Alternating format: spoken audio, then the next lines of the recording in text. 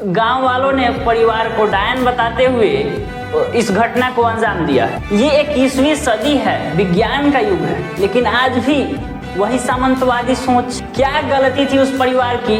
यही कि इस बेरोजगारी और भूखमरी की समय में उन्होंने झाड़ फूक को अपने पेशा के रूप में चुना। ये नया बिहार है और इस नए बिहार में भी व्यवस्थाएं वही पुरातन हैं। 50 साल के बाबूलाल ओरांव, 48 वर्षीय उनकी पत्नी सीता देवी, 65 वर्षीय उनकी मां कातो देवी, 25 वर्षीय बेटा मंजीत ओरांव और 23 वर्षीय पुत्रवधू रानी देवी। ये सभी वो लोग हैं जो तथाकथित अंधविश्वास के कारण गांव वालों के तालिबानी सोच के शिकार हुए।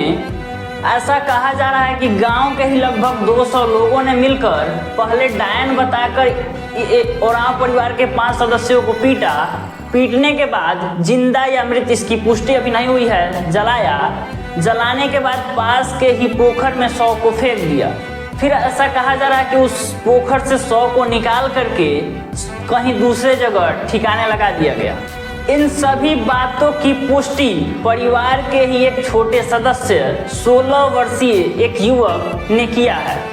उस युवक ने बताया कि जब सभी लोग मिलकर इस घटना को अंजाम दे रहे थे, तब मैं भाग करके चाची के पास चला गया और मेरी जान बची। ये पूरा मामला पूर्णिया जिले के मुफस्सिल थाना क्षेत्र के टेटगामा गांव का है। पूर्णिया सदर एसडीपीओ ने बताया कि 100 को जिंदा जलाया गया है या मृत, इसकी जांच की जा रही है। साथ ही एसडीपीओ ने यह भी बताया कि 4 अभियुक्त को नामजद किया गया, जिसमें 2 को गिरफ्तार करके जेल भेज दिया गया। एसडीपीओ ने भी इस बात को स्वीकार किया है कि ये मामला झाड़ फूक का है।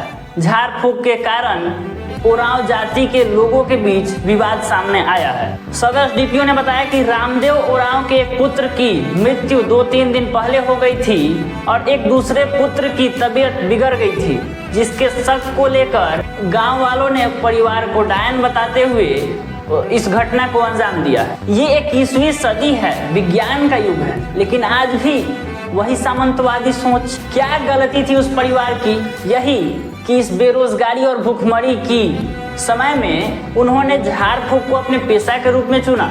ये नया बिहार है और इस नए बिहार में भी व्यवस्थाएं वही पुरातन हैं। लोग अभी भी तंत्र मंत्र, झाड़ फूक, ओझा डायन को डॉक्टर से अधिक भरोसा देते हैं। आगे से ऐसी घटनाएं ना हो, इसके लिए आप सतर्क हो जाइए। इसके लिए आप हमारी इन 2 लाइनों को अपने जहन में बसा लीजिए। झाड़ फूक को नहीं, शिक्षा को दीजिए महत्व।